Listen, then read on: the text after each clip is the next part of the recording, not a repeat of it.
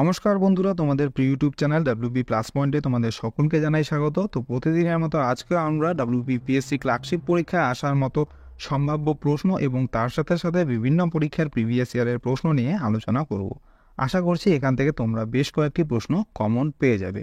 তো আজকের ক্লাসটা প্রথম থেকে শেষ পর্যন্ত মনোযোগ সহকারে দেখো।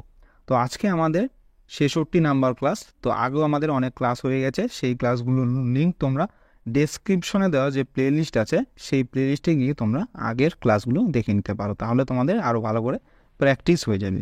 তো চলো আজকে শুরু করি আজকে ক্লাস। তো আজকে আমাদের প্রথম প্রশ্ন হচ্ছে, কে ভারতে প্রথম আফগান বা পাঠান সুলতান ছিলেন? খুব ইম্পর্টেন্ট প্রশ্ন। তো তোমরা লাইভ কমেন্টে অ্যান্সার করতে থাকো, তাহলে তোমাদের আরও ভালো করে প্র্যাকটিসটা হয়ে যাবে। আর এখানে যেসব প্রশ্ন করানো হবে এগুলো খুবই ইম্পর্ট্যান্ট, এগুলো সবই প্রিভিয়াস ইয়ারের প্রশ্ন এবং পরীক্ষায় আসতে পারে তোমাদের। তো ভালো করে এগুলো মনে রাখবে, এবং যেগুলো তোমাদের মনে হবে তোমাদের নতুন প্রশ্ন সেগুলো তোমরা খাতায় নোট করে রাখতে পারো, তাহলে তোমাদের পরে প্র্যাকটিস করতে সুবিধা হবে। তো এই প্রশ্নটা সঠিক অ্যান্সার হয়ে যাবে অপশন সি, বহলুল লোধি। তো বহলুল লোধি হচ্ছে ভারতের প্রথম আফগান বা পাঠান সুলতান ছিলেন। তো বহলুল লোধি ছিলেন দিল্লি সালতানাতের প্রথম আফগান শাসক। তিনি লোধি রাজবংশের প্রতিষ্ঠাতা ছিলেন এবং তিনি 1451 থেকে 1488 সাল পর্যন্ত দিল্লি শাসন করেছিলেন।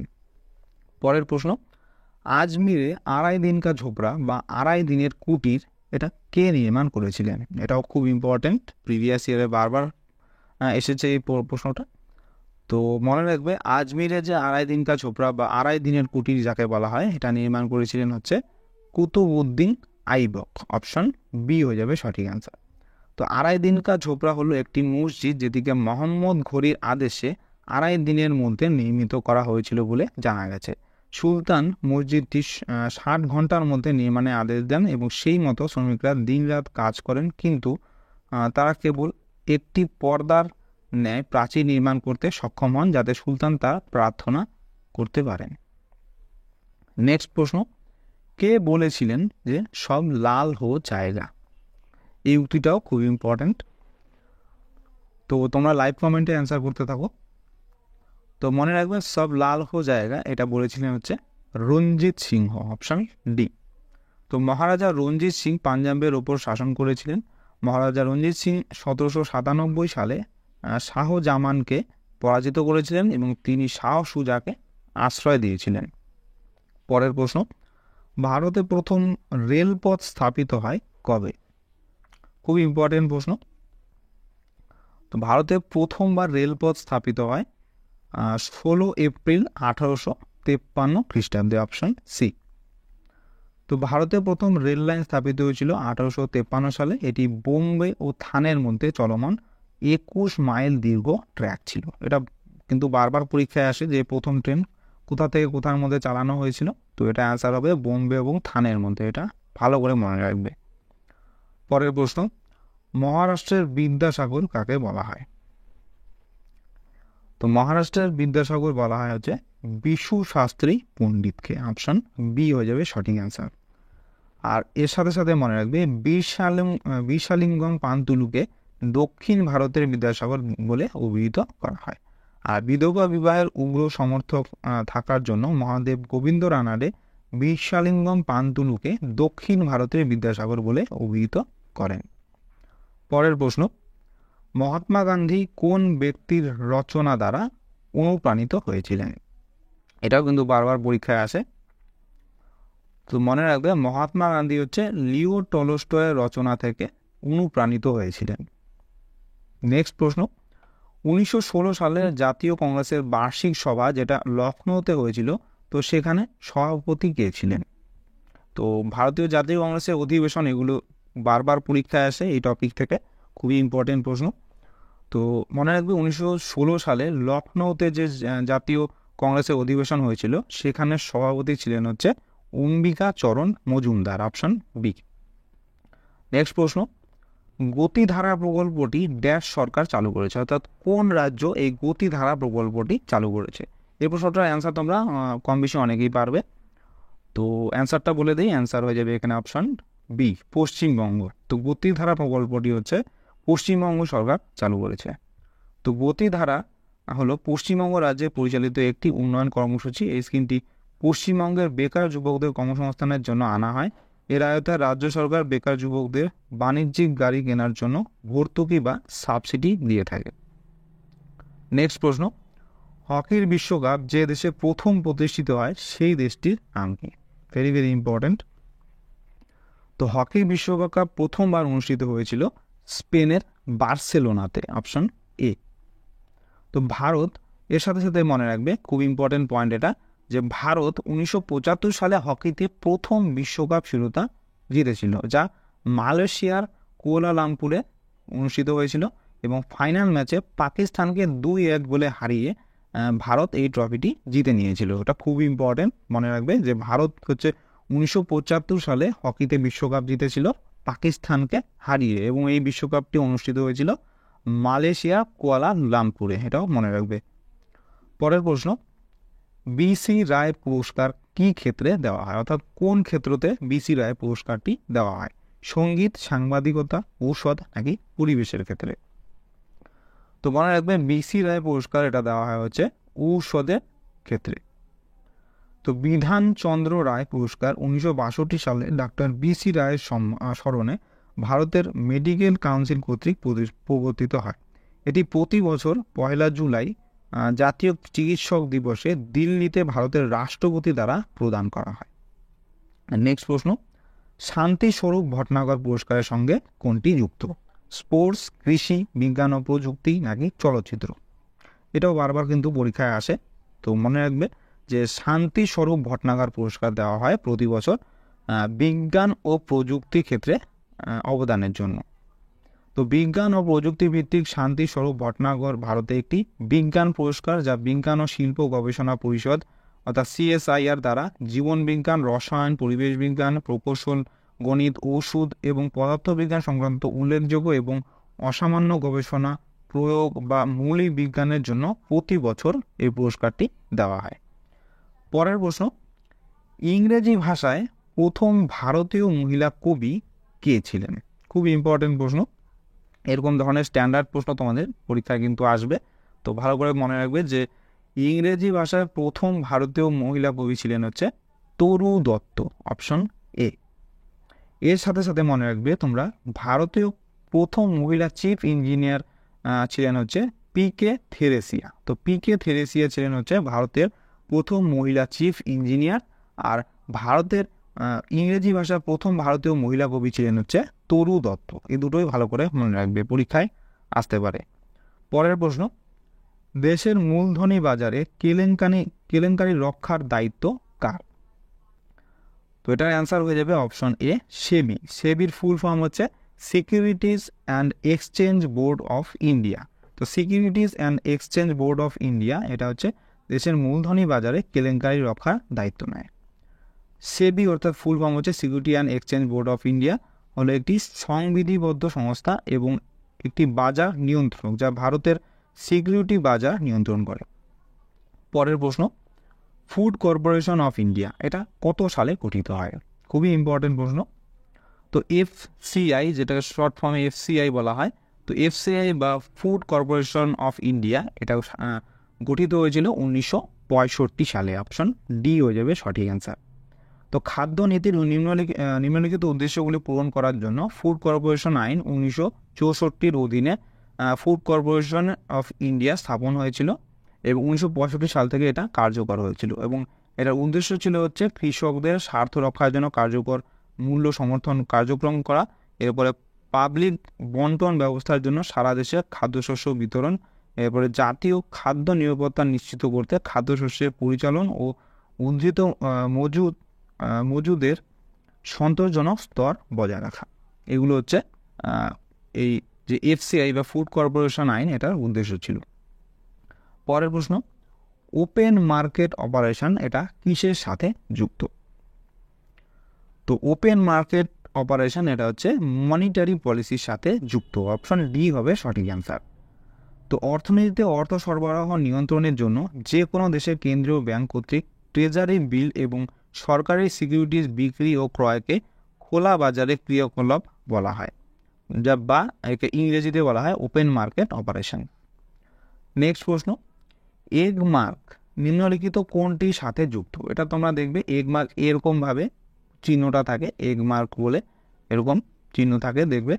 তো এগ মার্ক নিম্নলিখিত কোনটির সাথে সম্পর্ক? তো অ্যান্সার হবে এখানে অপশন বি, কৃষি দ্রব্য, অপশন বি।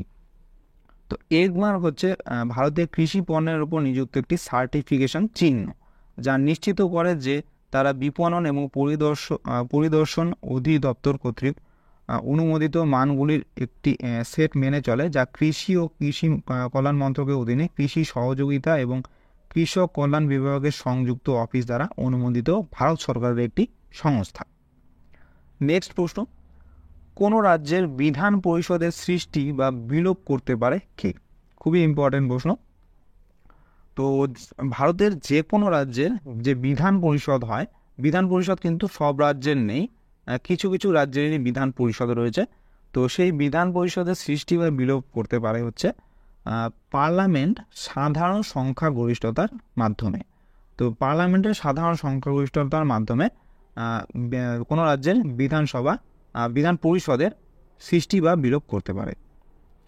তো সংবিধানের 169 নং ধারা অনুযায়ী রাজ্য বিধানসভার পূর্ব অনুমতিক্রমে ভারতের সংসদ সাধারণ সংখ্যাগরিষ্ঠতায় কোনো রাজ্যের বিধান পরিষদ সৃষ্টি বা বিলোপ করতে পারে।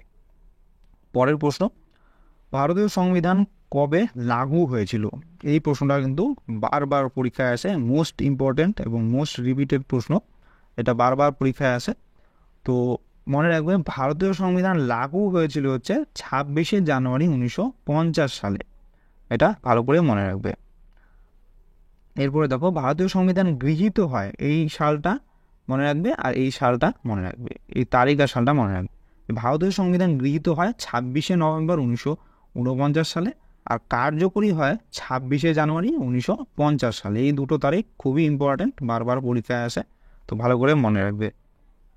পরের প্রশ্ন, গণপরিষদের কেন্দ্রীয় ক্ষমতা সম্পর্কিত কমিটি অর্থাৎ ইউনিয়ন পাওয়ার্স কমিটির চেয়ারম্যান কে ছিলেন? তো গণপরিষদের কেন্দ্রীয় ক্ষমতা সম্পর্কিত কমিটির চেয়ারম্যান ছিলেন JL নেহেরু অর্থাৎ জওহরলাল নেহেরু। নেক্সট প্রশ্ন, ভারতীয় শাসনতন্ত্র যে দেশের অনুকরণে পার্লামেন্টারি শাসন ব্যবস্থা রূপায়ণ করেছে সেটা কোনটা? কানাডা, সুইডেন, জাপান নাকি ব্রিটেন? তো কোন দেশের শাসন ব্যবস্থা মানে ওটার সাথে সংযোগ রেখে ভারতীয় শাসনতন্ত্র অনুকরণে পার্লামেন্টারি ব্যবস্থা রূপায়ণ করেছে? অ্যান্সার হবে এখানে অপশন ডি, ব্রিটেন।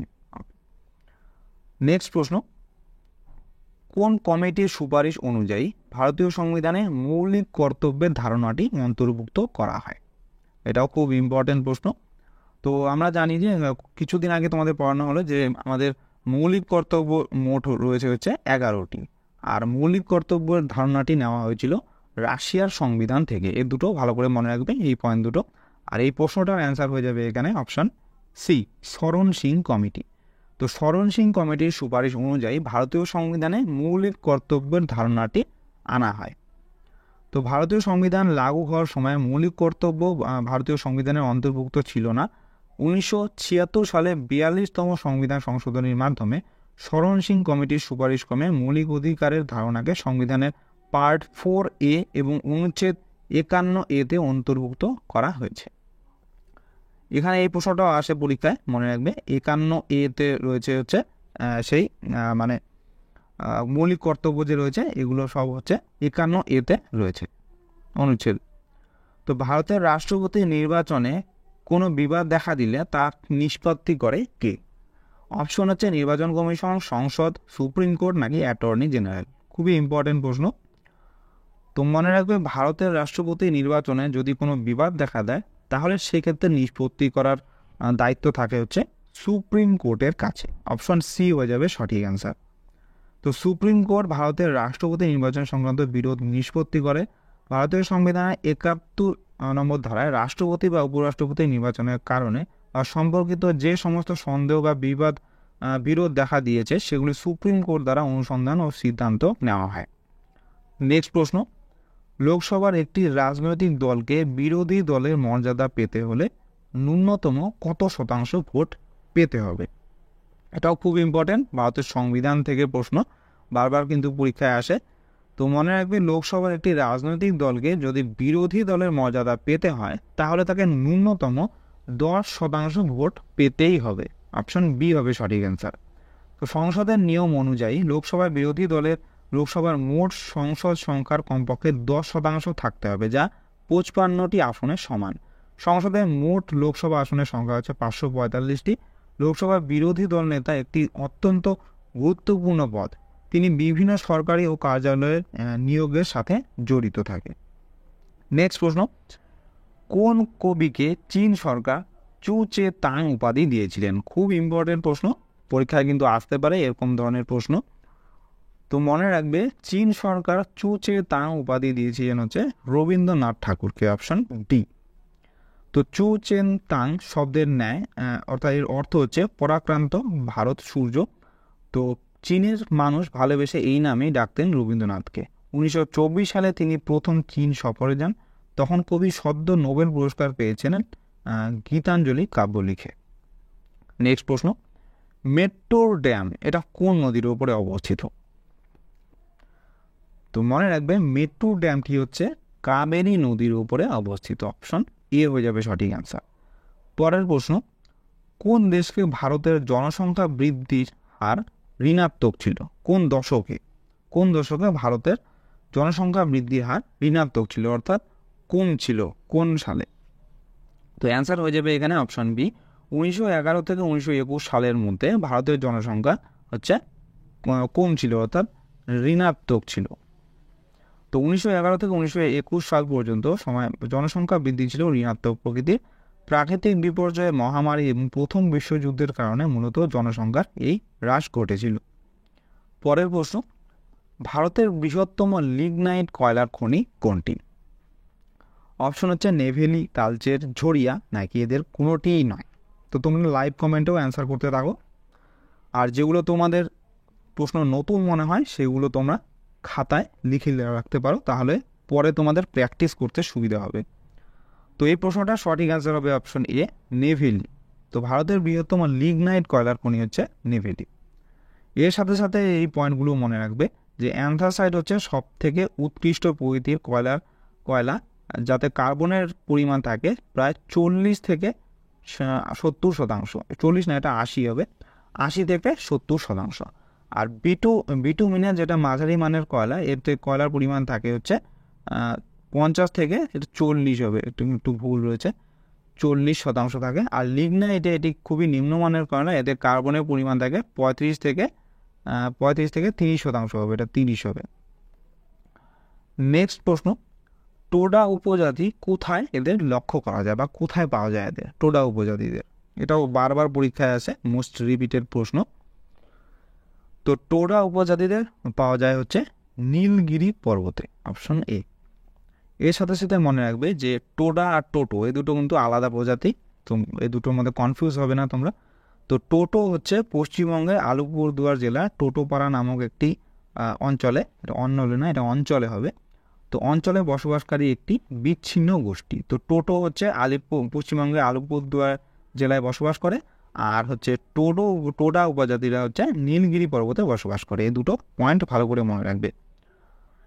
পরের প্রশ্ন, পশ্চিমবঙ্গের জেলাগুলি কটি প্রশাসনিক বিভাগের অন্তর্গত? তো এই প্রশ্নটার অ্যান্সার তোমরা কম বেশি সবাই পারবে।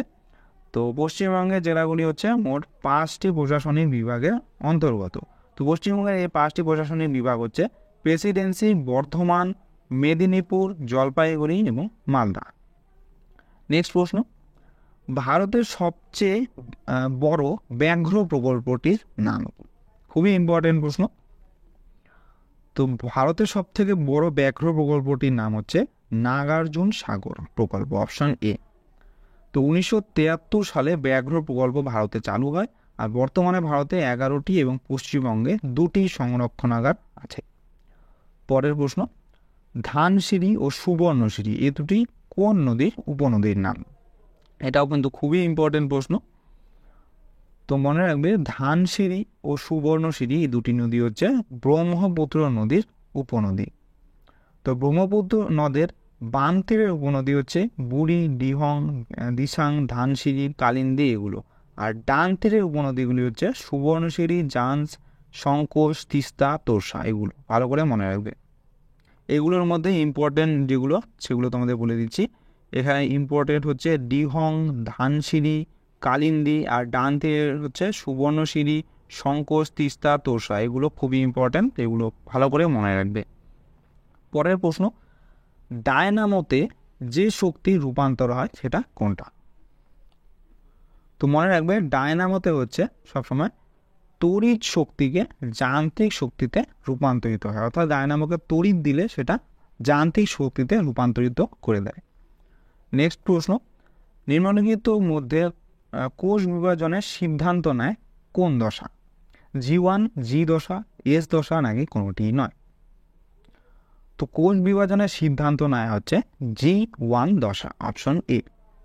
পরের প্রশ্ন, উষ্ণতা বৃদ্ধিতে তরলে কঠিনের দ্রাব্যতা বৃদ্ধির উদাহরণ হচ্ছে কোনটি? এটাও সায়েন্স থেকে প্রশ্ন, খুবই ইম্পর্টেন্ট। তো উষ্ণতা বৃদ্ধি করলে তরলে কঠিনের দ্রাব্যতা বৃদ্ধির উদাহরণ হচ্ছে পটাশিয়াম নাইট্রেট, অপশন সি। তো সাধারণত উষ্ণতা বৃদ্ধিতে তরলের কঠিনের দ্রাব্যতা বৃদ্ধি পায়, অর্থাৎ তুমি যদি একটা উদাহরণ দিয়ে বলি, তোমরা যদি কোনো একটি গ্লাসে একটি জল নিয়ে ঠান্ডা জলে তুমি যদি চিনি নিয়ে গোলাতে চেষ্টা করো, তাহলে সেটা অনেক দেরি হবে সেটা গুলতে। কিন্তু তুমি যদি সেই জলে উষ্ণতা অর্থাৎ একটু গরম করে নাও, তারপরে যদি এখানে চিনি দিয়ে তারপরে তুমি গোলাও, তাহলে দেখবে সেটা তাড়াতাড়ি গুলে যাবে। অর্থাৎ এখানে উষ্ণতা বৃদ্ধির ফলে সেই তরলের দ্রাব্যতা বৃদ্ধি পায়, অর্থাৎ সেই তরলে কঠিনের দ্রাব্যতা বৃদ্ধি পাচ্ছে। তো সাধারণ উষ্ণতার বৃদ্ধিতে তরলে কঠিনের দ্রাব্যতা বৃদ্ধি পায় এবং উষ্ণতা হ্রাসে দ্রাব্যতা হ্রাস পায়। আর পটাশিয়াম নাইট্রেটের দ্রাব্যতা উষ্ণতা বৃদ্ধির সঙ্গে সঙ্গে দ্রুত বাড়তে থাকে, এটা একদম ব্যতিক্রম। তো এটা ভালো করে মনে রাখবে যে পটাশিয়াম নাইট্রেট যদি জলে মিশ্রণ করা হয়, তাহলে উষ্ণতার বৃদ্ধির সঙ্গে সঙ্গে এর দ্রাব্যতা বাড়তে থাকে। নেক্সট প্রশ্ন, কেমোহেটারোট্রফিক ব্যাকটেরিয়া কোনটি? কেমোহেটারোট্রফিক ব্যাকটেরিয়া কোনটি? তো অপশনগুলির মধ্যে সঠিক অ্যান্সার হয়ে যাবে অপশন বি, এসরিচিয়া কোলাই। তো এসরিচিয়া কোলাই হচ্ছে একটি কেমোহেটারোট্রফিক ব্যাকটেরিয়া। তো মানুষ সহ সমস্ত প্রাণী, মাশরুমের মতো ছত্রাক এবং হাইড্রোথার্মাল ভেন্টে থাকা ই কোলাই, যার ফুল ফর্ম হচ্ছে এসরিচিয়া কোলাই, এবং অর্কিয়ার মতো অনেক ব্যাকটেরিয়াই কেমোহেটারোট্রফের উদাহরণ। নেক্সট প্রশ্ন, পেরিস্কোপ কোন নীতির উপরে ভিত্তি করে তৈরি করা হয়? পেরিস্কোপ একটা খুবই উপযোগী যন্ত্র, খুব ইম্পর্টেন্ট প্রশ্ন এটা। তো পেরিস্কোপ এরকম হয় দেখতে, ঠিক এরকম হয়, এরকম হয়। আর এখানে কাঁচ লাগানো থাকে এরকম 45 ডিগ্রি অ্যাঙ্গেলে, এখানে একটা কাঁচ লাগানো থাকে, আর 45 ডিগ্রি অ্যাঙ্গেলে এখানে কাঁচ লাগানো থাকে। আর এখানে যদি আমরা চোখ দেই, তাহলে এখানে যে বস্তুটি আছে সেটা বস্তুটি এখানে প্রতিফলিত হয়ে ঠিক এখানে এই কাছে প্রতিফলিত হয়ে আমাদের চোখে আসে। তো এইটাই হচ্ছে পেরিস্কোপের নীতি। আর এই পেরিস্কোপ হচ্ছে মনে রাখবে প্রতিফলনের ওপর ভিত্তি করে কাজ করে। তো একটি পেরিস্কোপ প্রতিফলনের সূত্রের উপর নির্ভর করে কাজ করে, যা অনুযায়ী বস্তু থেকে আসা আলো দর্পণের বস্তুর থেকে 45 ডিগ্রি কোণে পড়লে তা প্রতিফলিত হয়, এবং প্রতিফলিত আলো অন্য দর্পণের উপর পড়লে পুনরায় প্রতিফলিত হয়, যতক্ষণ না মানব চক্ষুর গোচর হচ্ছে। নেক্সট প্রশ্ন, ক্যান্সার সৃষ্টিকারী আরএনএ ভাইরাসটির নাম কি? খুবই ইম্পর্টেন্ট প্রশ্ন। তো ক্যান্সার সৃষ্টিকারী আরএনএ ভাইরাসটির নাম হচ্ছে Rous sarcoma virus, option C. Next প্রশ্ন, কোনো বস্তুকে যদি ভূপৃষ্ঠ থেকে উপরের দিকে ওঠানো হয়, তাহলে তার ওজন কি হবে? বাড়বে, একই থাকবে, কমবে, নাকি হ্রাস বা বৃদ্ধি পাবে? তো মনে রাখবে কোনো বস্তুকে যদি ভূপৃষ্ঠ থেকে উপরের দিকে ওঠানো হয়, তাহলে তার ওজন কমবে, অপশন সি। তো ভূপৃষ্ঠ থেকে যত উপরে ওঠা যায় বস্তুর ওজন তত কমতে থাকে। আর চাঁদ পৃথিবীর তুলনায় ছোট এবং দূরে, ফলে চাঁদের অভিকর্ষজ ত্বরণ কম হয়, তা পৃথিবীর অভিকর্ষজ ত্বরণের 1/6 অংশ। অর্থাৎ চাঁদের অভিকর্ষজ ত্বরণ হবে পৃথিবীর অভিকর্ষজ ত্বরণ 9.8, এটা 1/6 অংশ, অর্থাৎ 1.63, এটা হবে চাঁদের অভিকর্ষজ ত্বরণ। নেক্সট প্রশ্ন, এটা খুবই ইম্পর্টেন্ট প্রশ্ন, বারবার কিন্তু পরীক্ষায় আসে, এবং খুব বিখ্যাত ব্যক্তির অটোবায়োগ্রাফি এটা, অ্যান অটোবায়োগ্রাফি। তো অ্যান অটোবায়োগ্রাফি এটা কে রচনা করেন? তো সঠিক অ্যান্সার হবে অপশন এ, জওহরলাল নেহরু তার লিখেছিলেন অ্যান অটোবায়োগ্রাফি। নেক্সট প্রশ্ন এবং আজকের ক্লাসের লাস্ট প্রশ্ন, খুবই ইম্পর্টেন্ট প্রশ্ন এটাও। তো কর্ণম মালেশ্বরীর নাম কোন খেলার সাথে যুক্ত? তো মনে রাখবে, কর্ণম মালেশ্বরী ছিলেন একজন বিখ্যাত ভারোত্তোলক। তো কর্ণম মালেশ্বরী হলেন একজন অবসরপ্রাপ্ত ভারতীয় ভারোত্তোলক। তিনি ভারতের প্রথম মহিলা খেলোয়াড় যিনি অলিম্পিকে পদক জিতেছিলেন। 2000 সালের অলিম্পিকে ব্রোঞ্জ পদক জয়ী হয়ে কর্ণম একটি ইতিহাস সৃষ্টি করেছিলেন। খুবই ইম্পর্ট্যান্ট। তো বন্ধুরা, এই ছিল আজকে আমাদের WBPSC ক্লার্কশিপের স্পেশাল জিকে ক্লাস। তোমাদের কেমন লাগলো অবশ্যই কমেন্ট করে জানাও। ভালো লেগে থাকলে অবশ্যই একটি লাইক করো, এবং যদি চ্যানেলে নতুন হয়ে থাকো তাহলে চ্যানেলটিকে অবশ্যই সাবস্ক্রাইব করে রাখো এরকম আরও ক্লাসের জন্য। তো তোমাদের সাথে দেখা হচ্ছে নেক্সট ক্লাসে। ধন্যবাদ।